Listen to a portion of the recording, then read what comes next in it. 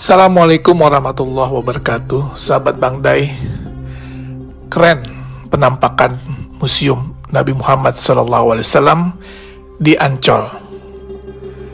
Indonesia sebentar lagi akan memiliki sebuah kebanggaan dan kehormatan yang baru, yang berkaitan dengan syiar agama Islam. Apa itu? Museum Internasional Sejarah Nabi Muhammad SAW dan Peradaban Islam di Jakarta, tepatnya di pantai timur Ancol, yang akan menjadi oase bagi seluruh masyarakat Indonesia, terutama kaum muslimin, di dalam menggali lebih dalam bagaimana perjalanan hidup Rasulullah SAW. Peletakan batu pertama pembangunan museum ini yang seluas 6 hektar dilaksanakan pada bulan Februari 2020 yang lalu di lokasi yang dekat dengan pantai Karnaval Ancol. Museum Rasulullah di tanah air menjadi yang pertama dilaksanakan di luar Arab Saudi dan mendapat dukungan dari Yayasan Wakaf As-Salam yang bermarkas di Jeddah, Saudi Arabia, serta Liga Muslim Dunia yang berkantor pusat di Mekah, Saudi Arabia.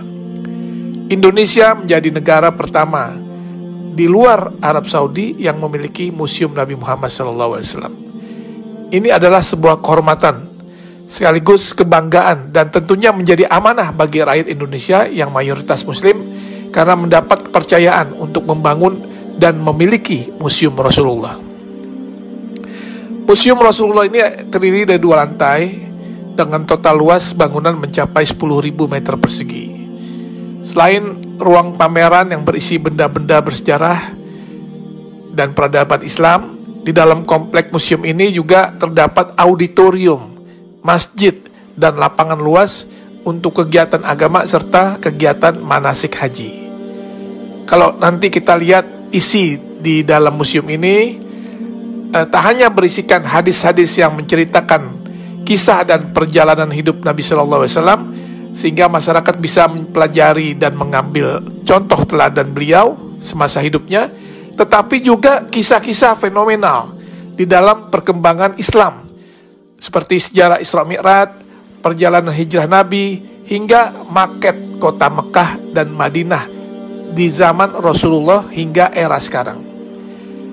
Sesuai dengan teknologi yang ada sekarang, maka tampilan juga diorama atau kisah-kisah serta benda sejarah sejak zaman Rasulullah akan ditampilkan di dalam 3 dimensi, sehingga siapapun yang melihatnya akan bisa mengetahui dan mempelajari dengan detail.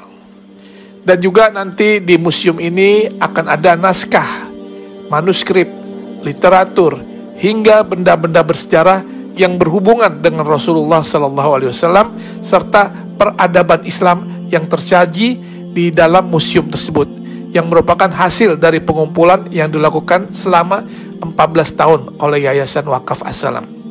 Insya Allah Museum Rasulullah akan menjadi ikon wisata religi baru bagi masyarakat Indonesia dan negara di kawasan Asia maupun Eropa.